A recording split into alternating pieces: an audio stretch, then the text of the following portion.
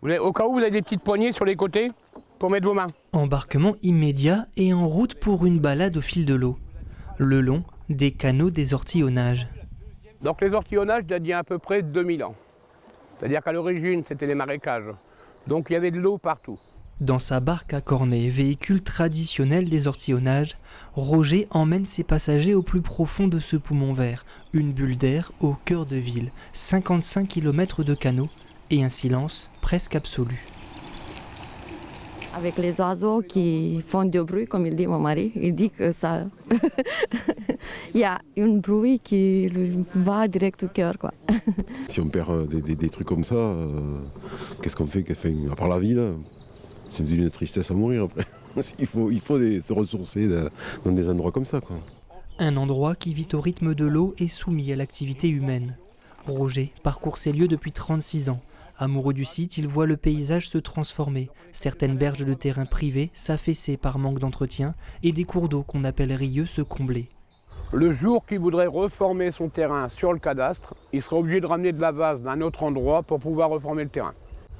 Et à force que la terre tombe, c'est les arbres qui vont tomber. Un spectacle auquel le batelier refuse d'assister. Le président fondateur de Sunesso, philosophe, c'est lui qui s'est battu pour ça. Donc on essaye de continuer. On essaye de sauvegarder tout ça.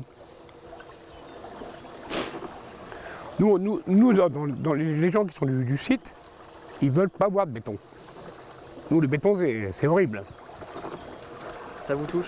Ouais, énormément. Pour remettre en état les berges d'un terrain, il faut en moyenne débourser 200 à 250 € par mètre. En ouvrant le site aux visites, l'association des ortillonnages propose à tous, touristes et propriétaires de terrain, de participer à l'effort de préservation. En réalité, il y a un cercle vertueux qui existe entre le visiteur qui va prendre son billet chez nous et puis le propriétaire à qui on va proposer de faire des berges à prix coûtant. L'adhérent va payer uniquement les matières premières, c'est-à-dire les planches, les piquets, les grilles Galva, mais la main-d'œuvre, elle est financée par l'association.